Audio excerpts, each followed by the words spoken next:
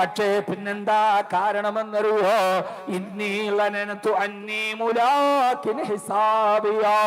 നാളെ ഒരു ദിവസം ഇതേപോലെ വന്നു നിൽക്കുമെന്ന്, ഏകനായ റബ്ബിന് മുമ്പ് ഹിസാബിന് വേണ്ടി നിൽക്കേണ്ടി വരുമെന്ന് എനിക്ക് ഉറപ്പുള്ളത് കൊണ്ടാ അന്ന് ഹറാമിൽ നിന്ന് പരിഹസമേറ്റിട്ട് ഞാൻ മാറി നിന്നത്.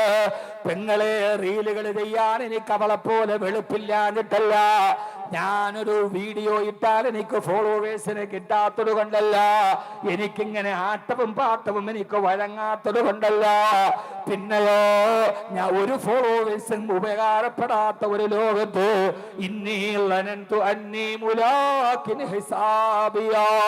നാളെ ഒരു വിചാരണ വരുമെന്ന്.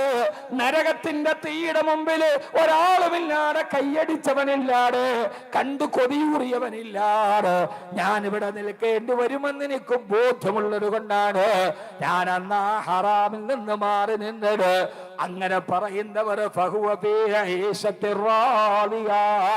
അവർ അല്ലാഹുവിന്റെ സ്വർഗത്തിലേക്ക് മാറ്റി നിർത്തപ്പെടുമത്രേ. അല്ലാഹു നമ്മളെ സ്വർഗത്തിലാക്കി തരട്ടെ. ആമീൻ പറയ്. അല്ലാഹു നമ്മളെ സ്വർഗത്തിലാക്കി തരട്ടെ. അല്ലാഹു നമ്മളെ സ്വർഗത്തിലാക്കട്ടെ. എനിക്ക് റീല് ചെയ്യാൻ പറ്റാത്തത് പെണ്ണുങ്ങളെ വിളിച്ചു തന്നെ ഇപ്പൊ കേസാ. കേസോട് കേസ്. പെണ്ണുങ്ങളെന്ന് വിളിച്ചാലും ഇപ്പൊ സ്ത്രീയുടെ അവകാശ സംരക്ഷണത്തിന് കാസിരിക്കുന്ന കേസ് വന്നു. ഒരാൾക്കും ധർമ്മം പറയാൻ പാടില്ല, പറയുന്നതിന് മുമ്പും പുറകും ഒന്നുമില്ല. പെണ്ണുങ്ങളെന്ന് വിളിച്ചാ കേസാ. എന്റെ പ്രിയപ്പെട്ട നാരീരത്നങ്ങളെ നോക്കി അങ്ങനെയൊക്കെ വിളിക്കാൻ പറ്റും.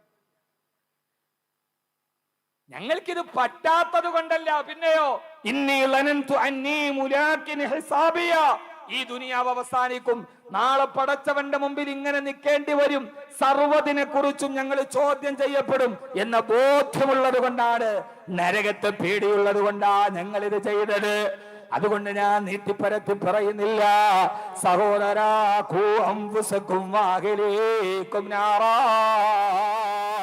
നിങ്ങളുടെ ശരീരത്തെ ആദ്യം നരകത്തിൽ നിന്ന് സൂക്ഷിക്കണേ.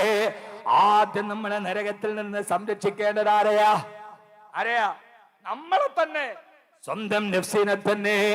ആ സ്വന്തം ശരീരത്തെ നരകത്തിൽ നിന്ന് കാത്തുരക്ഷിക്കണം. ആരാകട്ടെ, പണ്ഡിതനാകട്ടെ, പാമരനാകട്ടെ, പാവപ്പെട്ടവനാകട്ടെ, ഏതൊരാളും അല്ലാഹുവിന്റെ നരകത്തിൽ നിന്ന് അവന്റെ നഫ്സിനെ കാത്തുരക്ഷിക്കണേ. ബൈത്തുൽ മുഖദ്ദസിലെ ഇറാഖ് ഫലസ്തീൻ ഭരിച്ചിരുന്ന ലോകം കേട്ട ഏറ്റവും മഹാനായ ഭരണാധികാരിയാണ് മഹാനായ ഇമാം നൂറുദ്ദീൻ സങ്കീർ റളിയല്ലാഹു അൻഹു. വലിയ പാണ്ഡിത്യമുള്ള ആളാ, അള്ളാനെ പേടിയുള്ള ആളാ. എന്നാലും അദ്ദേഹം ആ നാട്ടിലെ ഭരണാധികാരിയാ.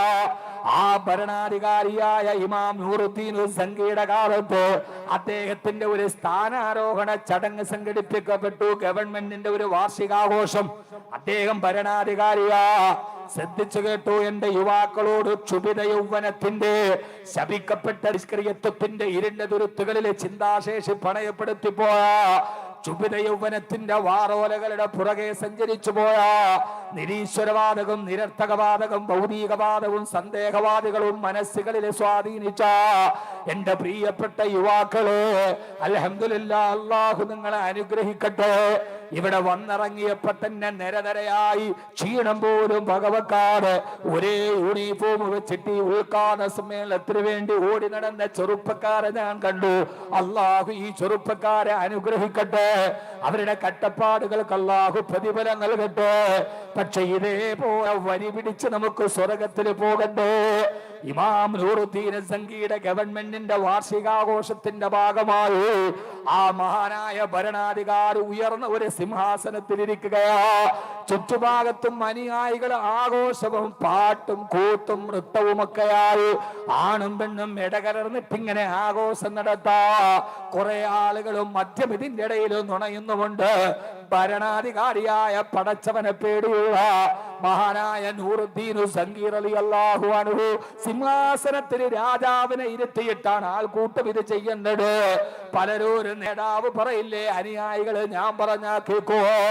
ഇങ്ങനെ പടച്ചവൻ ഇഷ്ടപ്പെടാത്ത പ്രവർത്തനം നടക്കുന്നിടത്തേക്ക് അന്നത്തെ ഏറ്റവും വലിയ പണ്ഡിതനായ മഹാനായ ഇമാം ഇബ്നുൽ ബസീത്ത് റളിയല്ലാഹു അൻഹു കടന്നു വന്നു. നേരെ ചെന്നിട്ട് സിംഹാസനത്തിൽ ചാതിരിക്കുന്ന രാജാവിന്റെ നേരെ വിരൽ ചൂണ്ടിയിട്ട് അദ്ദേഹം ത്രസിക്കുന്ന ചാട്ടുളി പോലെ ചോദ്യമറിയുകയാ.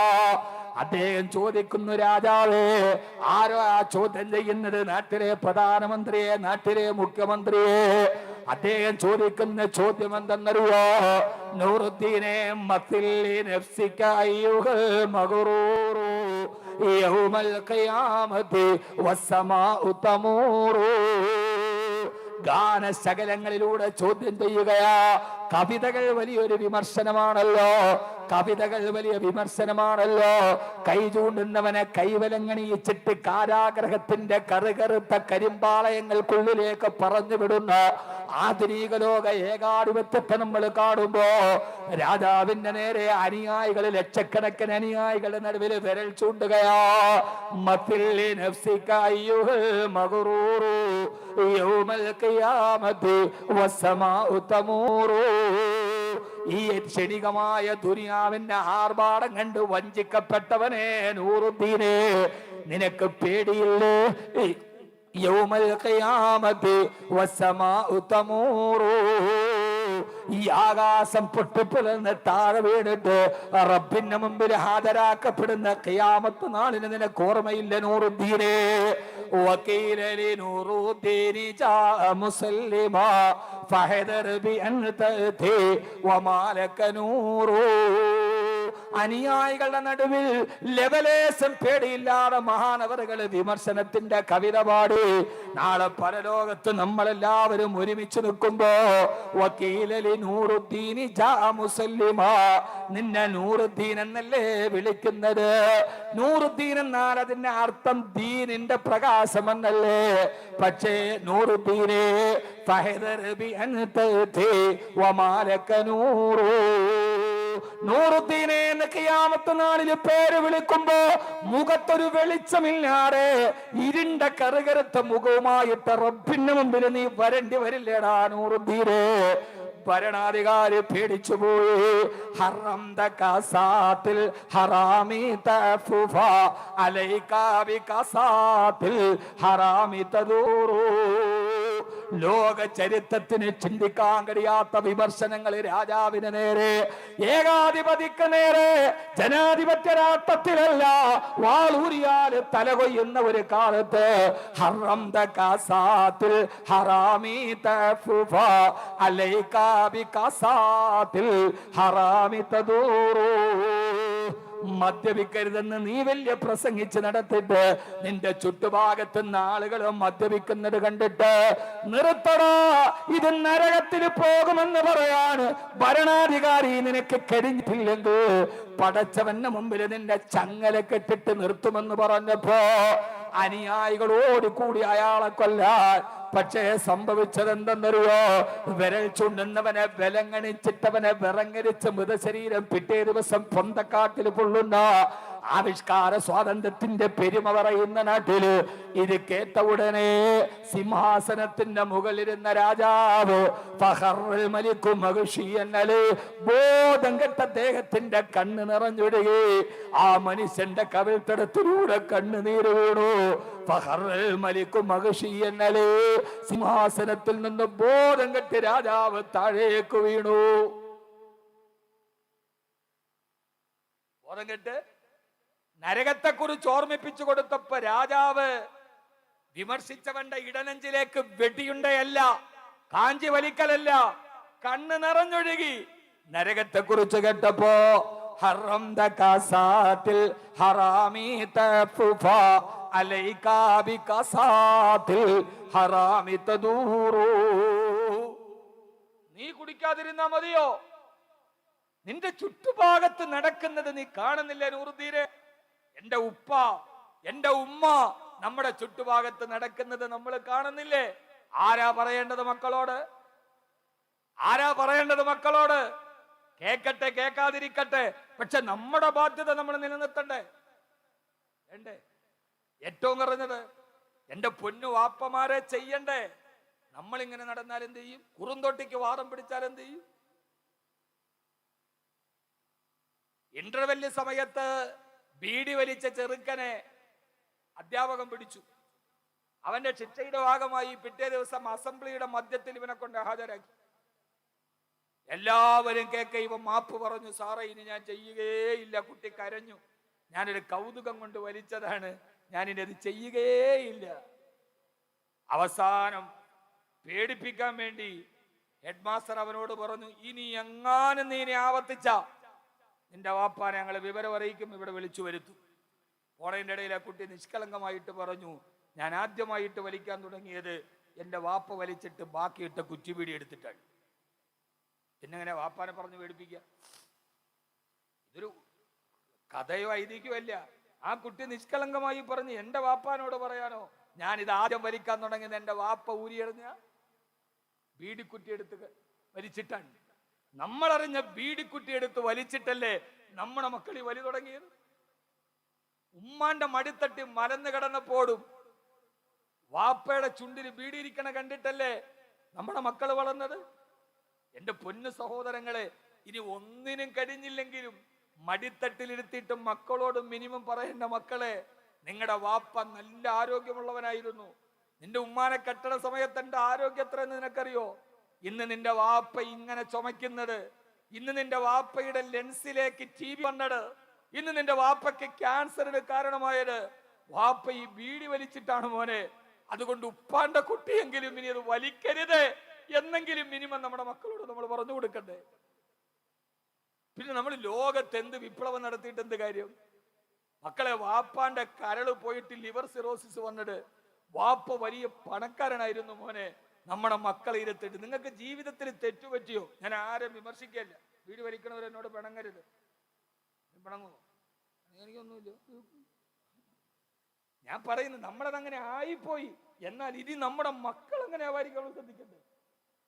നമ്മൾ എങ്ങനെ ജോലിക്ക് പോയപ്പോഴോ തടി പിടിച്ചപ്പോഴോ കല്ല് വെട്ടിയപ്പോഴോ ആശ്വാസത്തിന് വിളിച്ചു സയ്യിദ് ദുഹാനി കാജാ ബീഡി വലിച്ചു തുടങ്ങിയതാണ്. ഇനി നമ്മുടെ മക്കളോട് പറയണ്ടേ, മക്കളെ വാപ്പച്ചിക്ക് നല്ല സമ്പത്ത് ഉണ്ടായിരുന്നടാ, നിന്നെ ഉമ്മാനെ കെട്ടുമ്പോ വാപ്പാന്റെ നല്ല സമ്പത്ത് ഉണ്ടായിരുന്നു. വാപ്പാടെ സമ്പത്തെല്ലാം പോയത്. നമ്മുടെ വീടിന്ന് ജപ്തിക്ക് നോട്ടീസ് വന്നത്, നമ്മുടെ വീടിന്ന് ഒരു കൊച്ചു തിണ്ണയായി മാറിയത് വാപ്പാടെ മദ്യപാനം കൊണ്ടാണ്. മക്കളെ, കള്ളു കുടിക്കാൻ വേണ്ടി സർവ്വതും വിട്ടു തൊലഞ്ഞിട്ടാണ് നിന്റെ ഉപ്പ ഇന്ന് ഈ ഗതിയിലെത്തിയത്. അതുകൊണ്ട് ഉപ്പാന്റെ കുട്ടിയെങ്കിലും അത് ചെയ്യരുത് എന്നവരോട് പറയണ്ടേ? മക്കളെ, നിന്റെ ഉമ്മാക്ക് നല്ല സൗന്ദര്യം ഉണ്ടായിരുന്നു, നിന്റെ ഉപ്പാക്ക് ഉമ്മ ഭയങ്കര കാര്യമായിരുന്നു. നിന്റെ ഉമ്മ മോളെ ഇന്ന് ഈ അവസ്ഥയിലായി ആരാരുമില്ലാതെ ഈ വാടക വീട്ടിൽ കഴിയുന്നത് ഞങ്ങളുടെ ഇടയിലേക്ക് വന്ന ഒരു ചെറുപ്പക്കാരന് മിസ് കോളിന് ഉത്തരം കൊടുത്തതാണ്.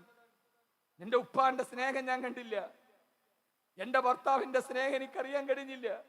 എന്റെ മുമ്പിൽ വന്ന ഒരു മിസ് കോളിന് ഞാൻ ഉത്തരം കൊടുത്തുന്ന എന്റെ ജീവിതം നഷ്ടപ്പെട്ടു. അതുകൊണ്ട് ഉമ്മാടെ ജീവിതം പോയി മോളെ, ഉമ്മാടെ കുട്ടിയെങ്കിലും നല്ല രീതിയിൽ ജീവിക്കണേ എന്ന് പറയാൻ നമ്മുടെ മക്കളോട്, ആരാന്റെ മക്കളോട് പറയണ്ട, നമ്മുടെ മക്കളോട് നമുക്ക് പറയാൻ കഴിഞ്ഞില്ലെങ്കിൽ, നമ്മുടെ മക്കൾക്ക് റോൾ മോഡൽ ആവാൻ നമുക്ക് കഴിഞ്ഞില്ലെങ്കിൽ, my daddy is my super hero. Ernakulam ലൂരിൽ നിന്നപ്പോ ഒരുത്തൻ ഇങ്ങനെ ആടി ആടി ആടി വരുന്നു. അവന്റെ കൊച്ചുകുട്ടി മോൻ അവനെ താങ്ങി പിടിച്ചോണ്ട് പോണു. സെക്യൂരിറ്റി വന്ന് എസ്കലേറ്ററിൽ കൂടെ താഴെ ഇറക്കി. പാവം കുട്ടി എല്ലാരും തെറി പറഞ്ഞ് വാപ്പാന്റെ മുണ്ട് തന്നെ ഇല്ല, കയ്യിലാണ് പകുതി, തള്ളിക്കൊണ്ട് പോവുകയാണ് വാപ്പാനെ. പുറകിൽ നിന്ന് ഞാൻ നോക്കിയപ്പോൾ അവന്റെ ടീഷർട്ട് ഇറക്കിയിരിക്കുന്നു ബാക്കിൽ, my daddy is my super hero. കള്ളു പിടിച്ചില്ല, ലഹരിയില്ല, കയത്തിലോട്ട് പോണ വാപ്പാനെ തള്ളിക്കൊണ്ട് പോകേണ്ട മോന്റെ ടീഷർട്ട് ആകസ്മികമായി കണ്ട വാക്ക് എന്നെ വല്ലാതെ വേദനപ്പെടുത്തി. അതുകൊണ്ട് സഹോദരങ്ങളെ,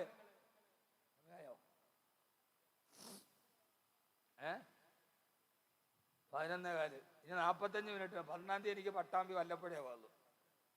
നാളെയായി 17-ാം തീയതി, 16-ാം തീയതി തീരാനിപ്പോ നിങ്ങൾക്ക് എന്ന് ഡേറ്റ് ചെയ്താൽ 40 മിനിറ്റേ ഉള്ളൂ. 17-ാം തീയതി എനിക്ക് പരിപാടി പട്ടാമ്പി വല്ലപ്പുഴയിലാണ്.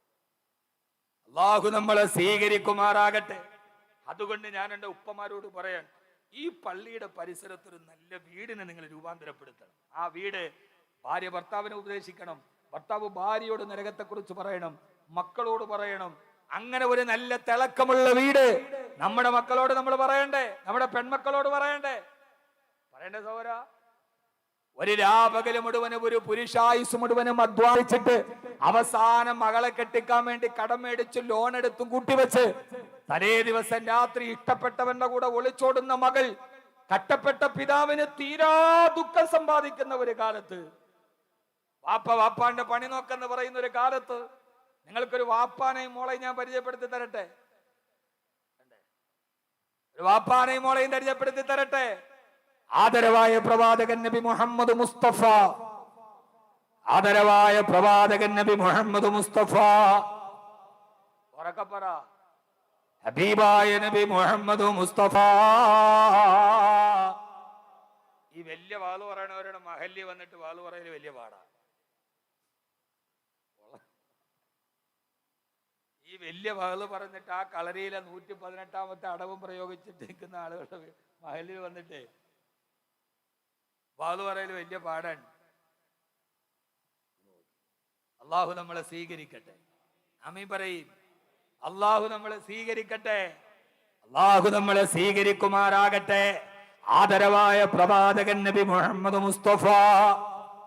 ഓരോ പിതാക്കന്മാരും ഒന്നും മനസ്സ് വെച്ച് ചിന്തിക്ക്, എന്റെ മോളോട് ഞാൻ ഇത് ചെയ്തിട്ടുണ്ടോ? എല്ലാം പറയാൻ സമയമില്ല, പാപ്പായി മോളെങ്കിലും പറയാം. എന്റെ മോളോട് ഞാൻ ഈ കർത്തവ്യം നിർവഹിച്ചിട്ടുണ്ടോ? അവൾ MBBS ആയി, BDS ആയി, അവൾ അപ്പുറത്ത് പഠിക്കാൻ പോയി, എല്ലാം ചെയ്തു ഞാൻ. എന്റെ ബാധ്യത. ബഹുമാനപ്പെട്ട പ്രവാചകൻ നബി മുഹമ്മദ് മുസ്തഫ, ഉറക്കപ്പറ, ആദരവായ പ്രവാചകൻ നബി മുഹമ്മദ് മുസ്തഫ. हमने आंखों से देखा नहीं है मगर उनकी तस्वीर सीने में मौजूद है, जिसने लाकर कलाम इलाही दिया वो मोहम्मद मदीने में मौजूद है. हमने आंखों से देखा नहीं है, ഞാൻ ഇതേവരെ കണ്ണുകൊണ്ട് കണ്ടിട്ടില്ല. മഗർ പക്ഷേ ഉൻകി തസ്വീർ സീനേമേ മൗജൂദ് ഹേ, എന്റെ ഹബീബിന്റെ ചിത്രം എന്റെ ഹൃദയത്തിൽ അങ്ങനെ തന്നെയുണ്ട്. ഞാൻ കണ്ടിട്ടില്ല. അള്ളാഹു കാണാൻ തൗഫീഖ് നൽകട്ടെ. മുത്ത ഹബീബിനൊരു മോളുണ്ടായിരുന്നു, ബീവി ഫാത്തിമത്തു സുഹ്റ. ബീവി ഫാത്തിമത്തു സുഹ്റ, ബീവി ഫാത്തിമ റളിയല്ലാഹു അൻഹാ അല്ലാഹുവിന്റെ റസൂലിന്റെ പ്രിയപ്പെട്ട മകളാ. ചരിത്രങ്ങളൊക്കെ നിങ്ങളുടെ കാസിമി ഉസ്താദ് വളരെ മനോഹരമായി അദ്ദേഹത്തിന്റെ അവതരണ ശൈലിയിൽ പറഞ്ഞിട്ടുണ്ടാവാ.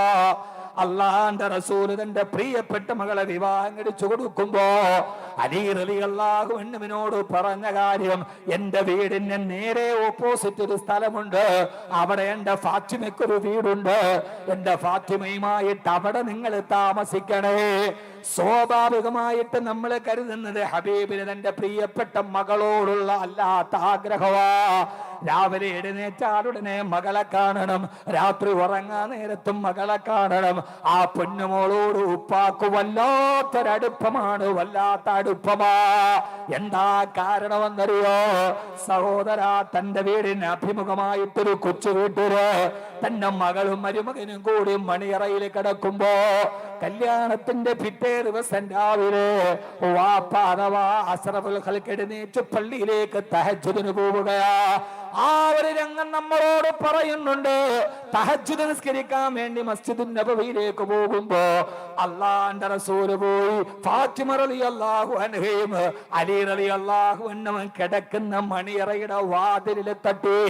എന്നിട്ട് ചോദിച്ചു, ഫാത്തിമ അലിയേ അഫതുസല്ലിയാവാനി അന്തുമാ, നിങ്ങൾ രണ്ടുപേര് തഹജ്ജുദ് നിസ്കരിച്ചിട്ടാണോ കിടക്കുന്നത് മോളെ? ഫാത്തിമ, ഇന്നലെ വരെ വാപ്പാന്റെ തർബിയത്തിന് നീ ജീവിക്കുമ്പോ ഒരു ദിവസം പോലും ഉപ്പാന്റെ കുട്ടി തഹജ്ജുദ് മുടക്കിയിട്ടില്ല. ഇന്നൊരു ഭർത്താവിന്റെ മണവാട്ടിയായി മണിയറയിൽ ചെന്നിട്ട് ആഘോഷങ്ങളുടെ ഇടയിൽ തഹജ്ജുദ് മുടക്കിയോ മോളെ? കല്യാണത്തിന്റെ പിറ്റേ ദിവസം രാവിലെ തന്റെ മോളുടെ സ്വഭാവത്തിൽ വല്ല വ്യത്യാസവും വന്നോ എന്നറിയാം. വാതിലിൽ മുട്ടിച്ചോദിക്കുന്ന വാപ്പാനെ നിങ്ങൾ കണ്ടിട്ടുണ്ടോ?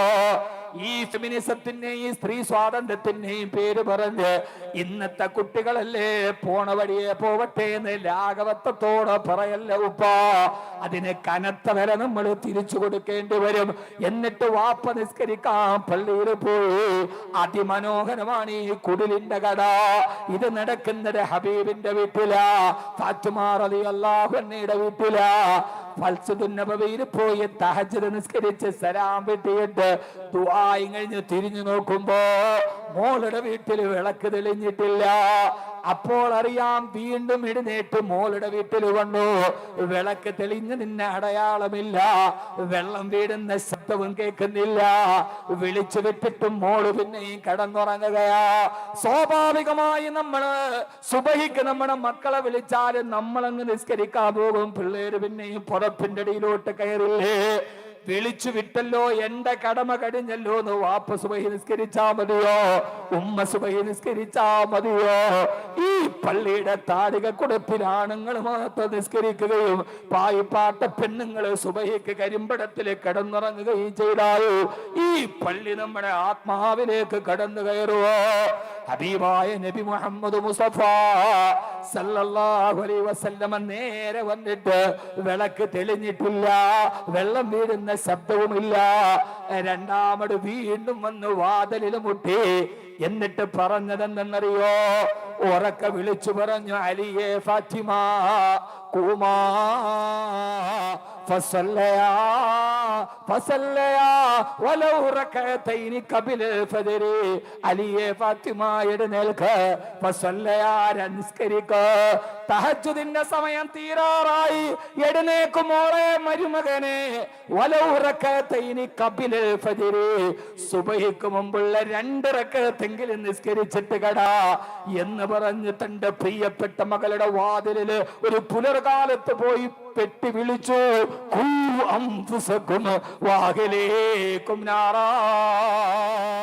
നിങ്ങളുടെ കുടുംബത്തെ നരകത്തിൽ നിന്ന് സൂക്ഷിക്കണേ. തീർന്നില്ല. വാതിലിൽ മുട്ട് കേട്ടപ്പോ അലി റളിയല്ലാഹു അൻഹു എഴുന്നേറ്റു കൊണ്ടു. മരുമകൻ വന്ന് മണിയറയുടെ വാതിൽ തുറന്നു. നോക്കുമ്പോ അമ്മോശം മണിയറ വാതിലിന്റെ മുമ്പില്. അങ്ങനെ ഒന്ന് കരുത്, നമ്മുടെ നാട്ടില് പ്രശ്നം തുടങ്ങാൻ പിന്നെ പ്രയാസം വേണോ? അമ്മാവനാള് ശരിയല്ല, അമ്മോശം കാക്ക ശരിയല്ല, ചെറിയ പ്രോബ്ലം ഉണ്ട്. മണിയറയിൽ വന്നിട്ട് സുബഹിക്കുമ്പോ വാതിൽ മുട്ടി. അതുകൊണ്ട് ഇത് സ്ത്രീയുടെ മനുഷ്യാവകാശ ലംഘനമാണ്, ഇത് അവകാശ നിഷേധമാണ്. ഏതൊക്കെ സമരമുറകളാ. ആ മരുമകൻ വന്ന് വാതിൽ തുറന്നപ്പോ അല്ലാഹുവിന്റെ റസൂല് മുമ്പിൽ നിൽക്കുകയാ. പൊട്ടിത്തെറിച്ചില്ല, മുഖം കറുത്തില്ല. മരുമകൻ പറഞ്ഞു, നബിയേ യാ റസൂലല്ലാഹ്, ഒരു വല്ലാത്ത കുടുംബ ജീവിതത്തിന്റെ പരസ്പര വിശ്വാസവും ബഹുമാനവും ആദരവും ഒരുമിച്ച് കൂടിയ തന്റെ ഭാര്യയുടെ പിതാവ് ആരെന്ന് അറിഞ്ഞ ഒരു മരുമകൻ, തന്റെ മരുമകൻ ആരെന്നറിഞ്ഞ ഭാര്യാപിതാവ്, ഈ പരസ്പര ബഹുമാനത്തിലെ കുടുംബ ബന്ധം പോ തന്റെ ഭാര്യാപിതാവ് നബിതങ്ങളല്ലേ. ഉറക്കച്ചടവില് പറഞ്ഞു, യാ റസൂലല്ലാഹ്, നബിയേ നുഫൂസുനാ ബിയദില്ലാഹ്, അങ്ങല്ലേ പറഞ്ഞത്. ഒരു വിശ്വാസി ഉറങ്ങുമ്പോ അവന്റെ റൂഹ് അല്ലാഹുവിന്റെ അടുക്കൽ പോകുമെന്ന്, എഴുന്നേക്കാൻ നേരത്ത് തിരിച്ചു തരുമെന്ന് അങ്ങല്ലേ ഞങ്ങളെ പഠിപ്പിച്ചത്. നുഫൂസുനാ ബിയദില്ലാഹ്, ഇന്നലെ ഉറങ്ങാൻ നേരത്തെ എന്റെയും ഫാത്തിമയുടെ റൂഹ് അല്ലാഹുവിന്റെ അടുക്കൽ പോയി. നബിയേ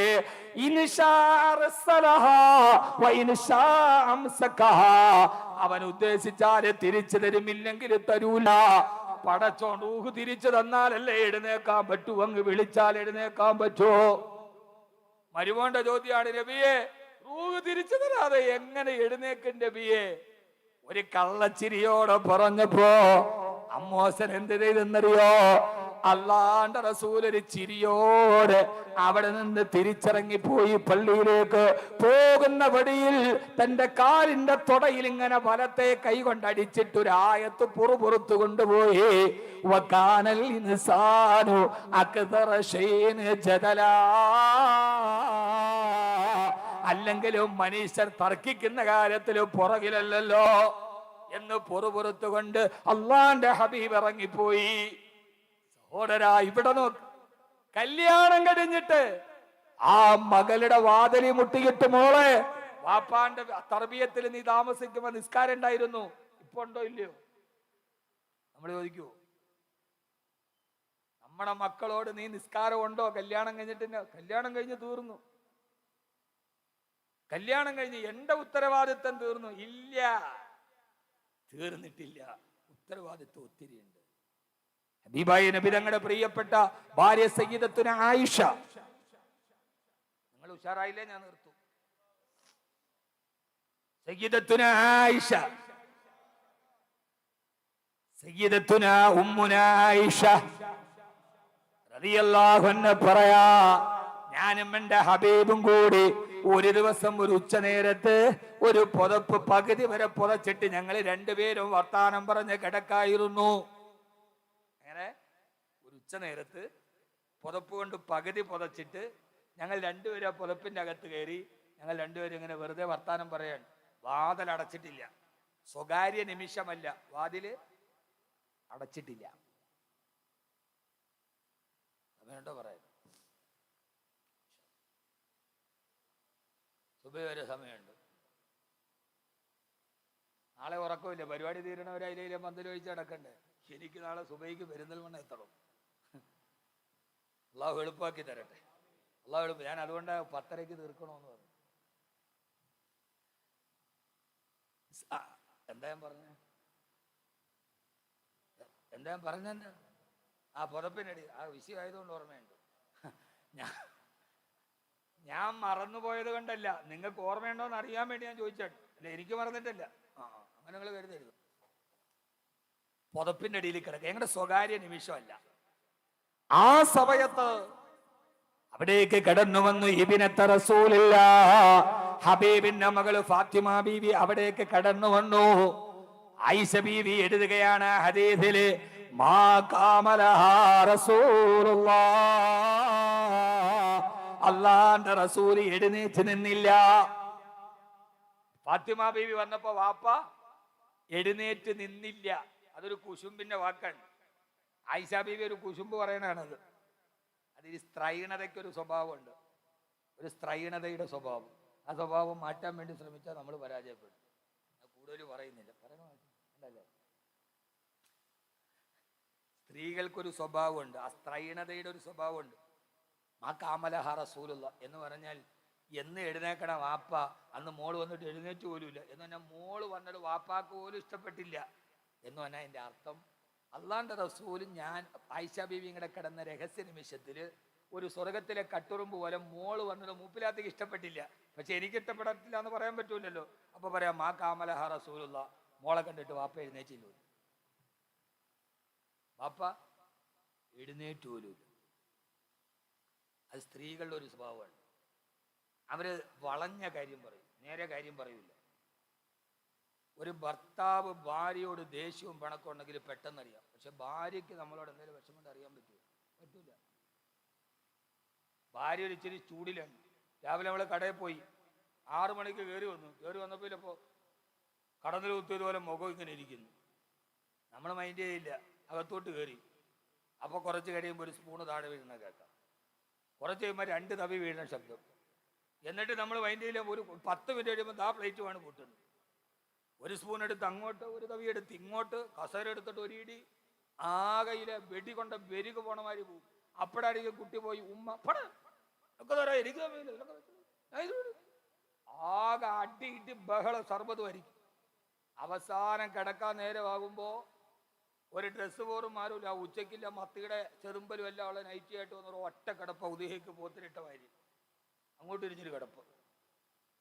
കിടക്കണ ഭർത്താവും എല്ലാം തോണ്ടിയിട്ട് എന്ത് പറ്റി? ഞാൻ ഉച്ചയ്ക്ക് നിങ്ങളെ വിളിച്ചപ്പോൾ നിങ്ങളുടെ ഫോൺ ബിസി ആയിരുന്നല്ലോ, ആരാ വിളിച്ചത്? എടി ഹയവാനെ, അത് ആദ്യം പറഞ്ഞ പോരെ, വന്നപ്പോഴേ ചോദിക്കൂല. അങ്ങനെയല്ലേ? പിന്നെ മുത്തക്കീങ്ങൾ ഇരിക്കണ ഇരിപ്പ് വേണ്ടില്ലേ?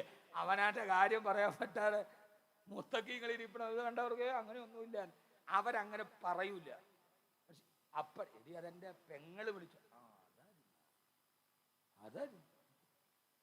പക്ഷെ ആണങ്ങനെയല്ല. ആണ് നേരെ വന്നോണ്ട് ചോദിക്കും, ഇവിടെ ഞാൻ ഉച്ചയ്ക്ക് വിളിച്ചോ, ഫോൺ ബിസി ആയിരുന്നില്ല, ആരാ? അതാ അങ്ങനെ ശരിയെന്ന്. എൻ്റെ ഫോൺ വരുന്നത് കണ്ടില്ല, കട്ട് ചെയ്തിട്ട് എനിക്ക് തിരിച്ചു വിളിച്ചുകൂടായിരുന്നു. ഇനി മേലെ ആവർത്തിക്ക് തീർന്നു. ആണും പെണ്ണും തമ്മിൽ വലിയ വ്യത്യാസമുണ്ട്. ആ സ്വഭാവത്തിന് ഒത്തിരി, പ്രകൃതത്തിന് ഒത്തിരി വ്യത്യാസമുണ്ട്. FW ബെയിൻ എന്ന് പറയുന്നൊരു സാഹിത്യകാരനുണ്ട്. അദ്ദേഹം പറഞ്ഞുകൊണ്ട് കുഴപ്പമില്ല, എൻ്റെ അല്ലല്ലോ, കേസ് വന്നാലും കാണിച്ചു കൊടുക്കാം. അപ്പൊ അതിനകത്ത് അയാളൊരു തമാശ പറയുന്നുണ്ട്. അയാൾ പറയാൻ, ദൈവം ആദ്യം പുരുഷനെ സൃഷ്ടിച്ചു, പിന്നെ ലോകത്തുള്ള എല്ലാ ജീവികളെയും സൃഷ്ടിച്ചു, ഏറ്റവും അവസാനമാണ് പെണ്ണിനെ സൃഷ്ടിച്ചത്.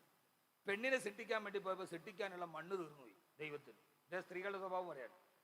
അപ്പൊ ഇനി പെണ്ണിനെ സൃഷ്ടിക്കാൻ മണ്ണില്ല, ബാക്കി എല്ലാത്തിനെയും സൃഷ്ടിച്ചു കഴിഞ്ഞു. അപ്പൊ ദൈവം എന്ത് ചെയ്തു എന്നറിയോ? അതുവരെ സൃഷ്ടിച്ച എല്ലാത്തിൽ നിന്നും ഓരോ അല്പം വെച്ചെടുത്ത് എല്ലാം കൂടെ കൂട്ടി പെണ്ണിനെ സൃഷ്ടിച്ചു. കാക്കയുടെ കപട സന്യാസം, കൊക്കിന്റെ മൃദുലത, കുറുക്കന്റെ കൗശലം, പുലിയുടെ ഗർജനം, സിംഹത്തിന്റെ ശൗര്യം, കരടിയുടെ ഒളിച്ചിരിപ്പ്, കാക്കയുടെ കൗശലം, കുറുക്കന്റെ ബുദ്ധി, മഴവില്ലിന്റെ മനോഹാരിത, റോസാപ്പൂവിന്റെ മാദകത്വം, ഇതെല്ലാം കൂടെ കൂട്ടിയിട്ട് ദൈവം സ്ത്രീയെ സൃഷ്ടിച്ചുകൊണ്ട് ഇതിന്റെ എല്ലാ സ്വഭാവം ഇടയ്ക്കിടയ്ക്ക് വരും. FW ബെയിൻ എന്ന് പറയുന്ന സാഹിത്യകാരൻ എഴുതുന്നുണ്ട്. ആയിഷ റളിയല്ലാഹു, ഇപ്പൊ അത് പറയാൻ സ്ഥലം ആയിഷ റളിയല്ലാഹു എന്ന് പറയാം, ആ കാമല റസൂൽ എഴുന്നേറ്റില്ല. പിതാക്കന്മാരെ പഠിച്ചോളൂ. മകള് വരുന്നത് കണ്ടാൽ വാപ്പ എഴുന്നേക്കുമായിരുന്നു. നമ്മൾ എഴുന്നേക്കൂ? നമ്മുടെ മോൾ വരുന്നത് കണ്ടാൽ എഴുന്നേക്കോ? എൻ്റെ മോള് വരുന്നു എഴുന്നേക്കോ? അങ്ങനെ എഴുന്നേക്കണം. വാപ്പയാമാർ ആരേലും ഉണ്ടെന്ന് കൈപൊക്കിക്കാൻ വലിയ ആളാ. അലൈസ മിൻകും റജുലുൻ റഷീദ്, ഒരാളും ഇല്ല. സഹോദരാ, വാപ്പ, അല്ലാഹുവിന്റെ റസൂല് മോളെ കണ്ടാൽ എഴുന്നേക്കുമായിരുന്നു എന്ന് മാത്രമല്ല, ആ ഫാത്തിമാവിയുടെ 2 കണ്ണുകളുടെ ഇടയിൽ ചുംബനം കൊടുക്കുമായിരുന്നു. എഴുന്നേറ്റ് നിന്ന് മോളെ ചേർത്ത് പിടിച്ച് 2 പുരികത്തിന്റെ ഇടയിൽ ഒരു ഉമ്മ കൊടുക്കും. അങ്ങനെ കൊടുക്കണ ഉപ്പമാരാരേലും ഉണ്ടെന്ന് കൈവക്കി.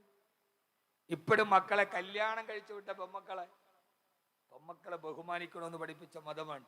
ആ മോളുടെ 2 ഇവിടെ ഇടയിൽ മോളെ ചേർത്ത് വെച്ചിട്ട് ഒരു മുത്തം കൊടുക്കും. ഹബീബായ നബി മുഹമ്മദ് മുസ്തഫ. സമയം തീരെ കിട്ടാത്തതുകൊണ്ട് ഞാൻ അവസാനിപ്പിക്കുകയാണ്. കുറെ കാര്യം നടക്കാനുണ്ട്. എൻ്റെ പൊന്നു സഹോദരങ്ങളെ, കൊടുക്കണം നിങ്ങൾ. മോളെ കല്യാണം കഴിച്ചു വിട്ടു. കടത്തിന്റെ മേൽ കടവും വാങ്ങിച്ചിട്ടാണ് വാപ്പ കല്യാണം കഴിച്ചു വിട്ടത്. ആ വാപ്പ ഗൾഫിൽ നിന്ന് വന്നപ്പോൾ 2 മാസം അല്ലെ വർഷത്തിലൊരിക്കലും മോളെ കാണാൻ കല്യാണം കഴിച്ചു വിട്ട ഭർത്താവിന്റെ വീട്ടിൽ പോയി. ഭർത്താവിന്റെ വീട്ടിൽ ആ മോൾക്ക് അത്ര നല്ല സുഖമൊന്നുമില്ല, ദുഃഖങ്ങളോട് ദുഃഖമാണ്. കല്യാണം കഴിച്ചു വിട്ട വീട്ടിൽ അവൾക്ക് ഒരു സമാധാനവും ഇല്ല. വർഷത്തിലൊരിക്കൽ വാപ്പ കാണാൻ വരും. ആ മോൾ ഒന്നും പറയില്ല. മോളെ സുഖമാണോ? ആണുപ്പച്ചി. കാരണം എൻ്റെ വാപ്പാക്ക് 100 കണക്കിന് പ്രശ്നങ്ങളുണ്ട്, രോഗമുണ്ട്. എന്നെ കെട്ടിച്ച കടം തന്നെ തീർന്നിട്ടില്ല. ഇനി ഞാനൊരു സങ്കടം പറഞ്ഞിട്ട് എൻ്റെ വാപ്പാനെ സങ്കടപ്പെടുത്തുന്ന എന്തിനാണ്? ആ മോൾ ഒന്നും പറയൂല ഉപ്പാനോട്, എല്ലാം ഉള്ളിൽ വെക്കും. അവസാനം വരാൻ നേരത്ത്, യാത്ര പറയാൻ നേരത്ത്, മോളെ ഉപ്പച്ചി പോട്ടെ എന്ന് ചോദിക്കുമ്പോ കണ്ണ് നിറഞ്ഞവള് പറയും ശരി ഉപ്പാന്ന് പറയുന്ന നേരത്ത് ഒരു സങ്കടവും നമ്മളോട് പറയാതെ കൽവിൽ ഒളിപ്പിച്ചു നിൽക്കുന്ന മോളെ പോകാൻ നേരത്ത് ഇങ്ങനെ ചേർത്ത് പിടിച്ചിട്ട് അവളുടെ 2 കണ്ണുകൾക്കിടയിൽ ഒരു ഉമ്മ കൊടുത്തിട്ട് ഇനി ഉപ്പച്ചി പോട്ടെ മോളെ എന്ന് പറഞ്ഞിറങ്ങുമ്പോ ആ മോൾക്ക് പിന്നെ ജീവിക്കാൻ അത് മതി. ഒരു പോസിറ്റീവ് എനർജി. അവളുടെ കൽവിലെ സങ്കടം മാറും.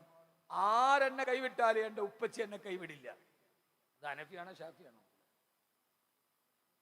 ഹനഫിയ. എൻ്റെ അപ്പച്ചി എന്നെ കൈവിടൂല. ആരെന്നെ ഒറ്റപ്പെടുത്തിയാലും എൻ്റെ ഉപ്പ എന്നെ ഒറ്റപ്പെടുത്തൂല. ആർക്ക് അധികപ്പെട്ടായാലും എൻ്റെ ഉപ്പയ്ക്ക് എനിക്ക് അധികപ്പെട്ടല്ല. എൻ്റെ ഉപ്പ എൻ്റെ കൂടെ ഉണ്ട് എന്നാ മോളുടെ മനസ്സിന്റെ ഉള്ളിൽ ഒരു സന്തോഷം നൽകാൻ നമ്മുടെ ഈ ഒരു മുത്തത്തിന് കഴിയുമെങ്കിൽ നമുക്കത് ചെയ്തുകൂടെ? അതാ സുന്നത്ത് റസൂലില്ല, അത് അള്ളാന്റെ റസൂലിന്റെ സുന്നത്താണ് സഹോദരങ്ങളെ. നമ്മുടെ പെൺമക്കൾ, ആ പെൺമക്കൾക്ക് നമ്മുടെ ഒരു മുത്തം കൊണ്ട് ഒരു ആശ്വാസം കൊടുക്കാൻ കഴിയുമെങ്കിൽ അത് ചെയ്യാൻ ഒരു ഉപ്പയ്ക്ക് കഴിയണം. അള്ളാഹു തൗഫീഖ് നൽകട്ടെ. ഞാൻ അവസാനിപ്പിക്കാൻ, ബാക്കി പറയാൻ എനിക്ക് സമയമില്ല. അതുകൊണ്ടാണ് ആ ഉപ്പയും മകളും തമ്മിൽ ഒരു വികാര തീവ്രമായ രംഗമുണ്ട്.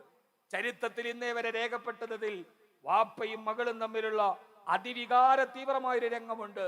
അള്ളാഹു നമ്മളെ അതുകൂടി പറഞ്ഞ് ഈ മനോഹരമായ സദസ്സിൽ 5 മണിക്കൂറോളം ഇരുന്ന് നമുക്ക് ഒരു ദുആ ചെയ്ത് നമുക്ക് പിരിയാം. അള്ളാഹു നമ്മളെ കാത്തുരക്ഷിക്കട്ടെ. ദുആ ചെയ്യണം, ഓരോ ദുആയിലും പങ്കെടുക്കണം. കാരണം ലോകം അങ്ങനെയാണ്. ഇന്നലെ ഞാൻ പള്ളിക്കലാണ് ഈ സമയത്ത് പ്രസംഗിക്കുന്നത്. എൻ്റെ കൂടെ പഠിച്ച ഒരാളാണ് ഖത്തീബ്. അദ്ദേഹത്തിന് നിർബന്ധത്തിലാണ് കടവാള് പോയി. അപ്പോഴാണ് എന്നോട് പറഞ്ഞത്, വാക്യവിസ്താരെ, നമ്മുടെ കൂടെ പഠിച്ച ഒരു വലിയ പണ്ഡിതനുണ്ട്, വലിയ മോട്ടിവേഷൻ ക്ലാസ് എടുക്കുന്ന ധാരാളം ഉസ്താദന്മാർ അദ്ദേഹത്തിന്റെ കോഴ്സിന് പോകുന്ന വലിയൊരു അറബി കോളേജിന്റെ പ്രിൻസിപ്പലാണ് അദ്ദേഹം. റമദാന് തൊട്ട് മുമ്പ് അദ്ദേഹം ഒന്ന് ചുമച്ചു. ചുമയുടെ കൂടെ രക്തം വെളിയിലേക്ക് വന്നു. ഡോക്ടറെ കണ്ടിട്ട് ഡോക്ടർ പറഞ്ഞു TB ആണ്. ഒരു ഡോക്ടർക്ക് സംശയം തോന്നി വീണ്ടും പരിശോധിച്ചപ്പോ തൊണ്ടയിൽ ടോൺസിലൈറ്റിലാണ്, ടോൺസിന്റെ ക്യാൻസറാണ്. ആ ചെറുപ്പക്കാരന് ക്യാൻസറാണ്. യാതൊരുവിധ ലക്ഷണവും ഇല്ല. ഒരു ദിവസം ചുമയ്ക്കുന്നു, രക്തം വെളി വരും. ക്യാൻസറാണ്, ടോൺസിലൈറ്റിന്റെ ക്യാൻസറാണ്. ഡോക്ടറെ കൊണ്ടുപോയി കാണിച്ചു. തിരുവനന്തപുരത്തെ സ്വകാര്യ ആശുപത്രികൾ 15 ലക്ഷം വേണം. കഴുത്ത് കീറി അതെടുത്ത് കളയണം. നേരെ ഇവിടെ പരുമലയിൽ കൊണ്ടുവന്നു. ഇവിടെ പരുമല ക്യാൻസറിന്റെ അവിടെ കൊണ്ടുവന്നു. അവിടെയാണ് ഓപ്പറേഷൻ നടന്നത്. ഞാൻ ഇന്നലെ വിവരം അറിയും, അത് പറഞ്ഞിട്ടില്ല. കഴുത്ത് കീറി ടോൺസിലേറ്റിൽ നിന്ന് ക്യാൻസറിന്റെ കോശങ്ങൾ എടുത്തു കളഞ്ഞു. 4 ബോക്സ് നിറച്ച ക്യാൻസറിന്റെ അണുക്കൾ കഴുത്തിൽ നിന്ന് എടുത്തു കളഞ്ഞു. ആ കഴുത്തിൽ നിന്ന് എടുത്തു കളഞ്ഞ ക്യാൻസർ കഴിഞ്ഞ് തുന്നിക്കെട്ടി. ഇനി കീമോ കൊടുക്കണം. 4 കീമോ കൊടുത്താൽ ഭേദമാകുന്ന ഡോക്ടർ പറയാം. പക്ഷെ അതിനു മുമ്പ്, ആ ചികിത്സക്ക് മുമ്പ് അദ്ദേഹം ഒരു റൂമിന്റെ ഉള്ളിൽ ഒരാളും അകത്തോട്ട് കയറാൻ പാടില്ല. ഭാര്യക്ക് നിൽക്കാൻ പറ്റില്ല, മക്കൾക്ക് നിൽക്കാൻ പറ്റില്ല. ഭക്ഷണം കൊണ്ടുപോയി ഡോറ് തുറന്ന് വെച്ചു കൊടുത്തിട്ട് ഇറങ്ങിപ്പോകണം. അത്രമേൽ തീവ്രതയുള്ള രോഗാണുവാണ്. ആരടുത്തു പോയാലും പകരും.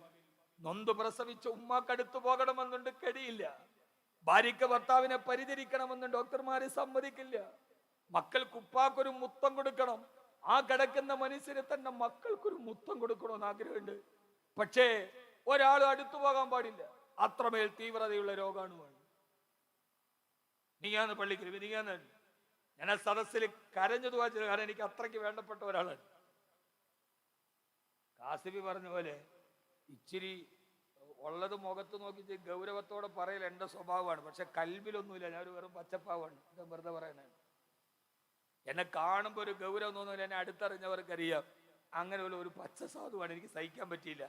കരഞ്ഞു ദുആ ചെയ്തു. ഇന്ന് രാവിലെ അദ്ദേഹത്തിന്റെ വോയിസ് ഉണ്ട് വാട്സപ്പില്. വാക്യവിസ്താരെ, നിങ്ങളൊക്കെ എന്നെ മറന്നു എന്നാ കരുതിയത്. ഓർത്ത് ദുആ ചെയ്തല്ലോ. ഇന്നലെ ഡോക്ടറെ, പരുമലയിലെ ഡോക്ടറെ കണ്ടു. ഒരു കീമോ എടുത്തപ്പോൾ തന്നെ പൂർണ്ണമായിട്ട് ഭേദമായി. ഇനി ഒന്നും ചെയ്യണ്ടെന്നാ ഡോക്ടർ പറഞ്ഞത്. ആ രോഗം പൂർണ്ണമായി ശിഫയാവുകയാണ്. അദ്ദേഹം പറയുന്നുണ്ട്, എനിക്ക് വേണ്ടി ദുആ ചെയ്യാത്ത മുത്തലിമീങ്ങളില്ല, എനിക്ക് വേണ്ടി ദുആ ചെയ്യാത്ത അറബി കോളേജ് ഇല്ല. അദ്ദേഹത്തിന്റെ ചെലവ് 8 ലക്ഷം രൂപ വേണം. ആ ചെലവ് അദ്ദേഹം ജോലി ചെയ്യുന്ന മഹൽ ഏറ്റെടുത്തു. സഹോദര, ഡോക്ടർമാര് വന്ന് തിരിച്ചു വരില്ലെന്നാണ്. അദ്ദേഹത്തിന്റെ വോയിസ് എന്റെ കയ്യിലുണ്ട്. എനിക്ക് വേണ്ടി ആരൊക്കെ ദുആ ചെയ്തെന്നറിയില്ല. ഈ അവസ്ഥയിലും ഇന്നലെ പരുമലയിൽ വന്നു പോകുമ്പോ ഡോക്ടർ പറയുന്നത്, എന്തൊരു അത്ഭുതമാണിത്, ഒരു കീമോ കണ്ട് ഇത് പൂർണ്ണമാകുന്നത് ഞങ്ങൾ കണ്ടിട്ടില്ല. പ്രാർത്ഥനയാണ് പ്രധാനം, ദുആയാണ് പ്രധാനം. ലോകത്തിന്റെ ഒരു മെഡിക്കൽ സയൻസിനും സാധിക്കാൻ കഴിയാത്തത് അയ്യൂബ് നബിയുടെ മാരക രോഗത്തിന് വെറും പച്ചവെള്ളം കൊണ്ട് ശിഫ കൊടുത്ത റബ്ബിന് കഴിയും. ആ ബോധവും ബോധ്യവുമാണ് ഈ പള്ളിക്ക് വേണ്ടി കൊടുക്കാൻ നമ്മളെ പ്രേരിപ്പിക്കുന്നത്. ആ ഒരു ബോധ്യമാണ്. ഇതിന് 1 കോടി കൊടുത്തവരുണ്ടാവും. ഇബ്രാഹിം റാവുത്തർ 1 കോടി കൊടുത്തു. 10 കോടി പുണ്യം. ഇന്ന് ഈ നടന്ന ഏതൊക്കെ വകയിലാണ് അദ്ദേഹത്തിന് വേണ്ടി ദുആ ചെയ്യാത്ത വകത ഉള്ളത്? ഈ നഗരിന് പോലും ഈ നാട്ടുകാരെ പേരിട്ടു. എനിക്ക് ഓർമ്മയുണ്ട് അദ്ദേഹത്തെ. ഞാനിവിടെ വരുമ്പോ അന്നാണ് 1 കോടി പറഞ്ഞതിന് അന്നാണ് ഞാൻ വരുന്നത്, അല്ലേ? അന്നല്ലോ അന്ന് ദുആ ചെയ്തു. ഞാൻ പിറ്റേ ആഴ്ച അബുദാബിക്ക് പോവാൻ. എന്നോടന്ന് പറഞ്ഞു, എൻ്റെ മോൻ റാസി അവിടെ ഉണ്ട്, ഉസ്താദ് അവിടെ പോയി കാണണം. ഞാനവിടെ പോയി റാസിയുടെ വീട്ടിൽ പോയി. റാസിയുടെ മക്കൾ എന്നെ വലിയ ഗിഫ്റ്റ് തന്ന് സ്വീകരിച്ചു. ഹംദാൻ ഫൗണ്ടേഷൻ എന്ന എൻ്റെ ഒരു സ്ഥാപനമുണ്ട്. അതിന് ആദ്യം 10 ലക്ഷം രൂപ അക്കൗണ്ടിൽ വരുന്ന റാസി സാഹിബിൻ്റെതാണ്. അതിനുമുമ്പ് ആരും വാഗ്ദാനം ചെയ്തിട്ടുണ്ട്. ഹംദാന്റെ ആദ്യത്തെ അക്കൗണ്ടിൽ വരുന്ന 10 ലക്ഷം രൂപ റാസിയുടെ കയ്യിൽ നിന്നാണ്. അതായത് വലിയ ബറക്കത്തുണ്ട്. ഇന്ന് പടച്ചോൻ ഏതൊക്കെ രീതിയിൽ അതിനെ വളർത്തി. നല്ല ബറക്കത്തുള്ള കൈയാണ് അദ്ദേഹത്തിൻ്റെ. അള്ളാഹു നിലനിർത്തി കൊടുക്കട്ടെ. ഫസ്റ്റ് ഞങ്ങളുടെ അക്കൗണ്ടിൽ വരുന്ന പൈസ, ഹംദാന്റെ അക്കൗണ്ടിലെ ഫസ്റ്റ് ഇപ്പോഴും നോക്കി അറിയാം, റാസിയുടെ 10 ലക്ഷം രൂപയുടെ ഫെഡറൽ ബാങ്കിന്റെ ചെക്കാണ് ഫസ്റ്റ് അക്കൗണ്ട്. ഇന്ന് എവിടെ നിന്നൊക്കെ അത് വന്നു, ഇന്ന് എവിടം വരെ ഇത് എത്തിയെന്ന് ചോദിച്ചാൽ എനിക്ക് തന്നെ അറിയില്ല. അള്ളാഹു ആ കൈകളെ നന്നാക്കി കൊടുക്കട്ടെ. 1 കോടി കൊടുക്കാനും വാപ്പ പറഞ്ഞതിനേക്കാൾ കൂടുതൽ അദ്ദേഹം കൊടുത്ത്. എന്തുകൊണ്ട്? പ്രാർത്ഥനയാണ് വലുതെന്ന ബോധ്യമാണ്. ഇന്ന് ഞാൻ നോക്കിയപ്പോൾ ഇമാമ് ലൈറ്റ് മേടിക്കാൻ കോയമ്പത്തൂർ പോയിരിക്കുക. 1 ലക്ഷം രൂപ ഒരു ലൈറ്റിന്. എന്തിനാ കൊടുത്തത്? എന്തിനാ കൊടുത്തത്? സഹോദര, എല്ലാം നശിച്ചു പോകുന്നൊരു ലോകമുണ്ട്. 1 കോടി കൊടുത്താൽ പോലും ഒരു ശ്വാസം തിരിച്ചെടുക്കാൻ കഴിയാത്ത ഒരു സമയമുണ്ട്. ആ സമയത്താണ് നാം ചെലവഴിച്ചതിന്റെ തുക നമ്മൾ അറിയുക. അള്ളാഹു നമ്മളവിടെ എത്തിക്കുമാറാകട്ടെ. ആമീൻ പറയും. അള്ളാഹു നമ്മളവിടെ എത്തിക്കുമാറാകട്ടെ. ആ ഒരു ബോധ്യത്തെ കുറിച്ച് ഇൻഷാ അല്ലാഹ് നമ്മുടെ സംഘാടക ബക്കറ്റുമായിട്ട് വരും. എല്ലാവരും ഒരു നല്ല സദക്ക അതിനകത്തേക്ക് കൊടുക്കും. ഇവിടെ ഇങ്ങോട്ട് നോക്ക്, എന്നെ നോക്ക്, ഞാൻ അവസാനിപ്പിക്കാൻ സമയമില്ല. അവസാനം എല്ലാവരും ഒന്ന് സഹകരിക്കണേ.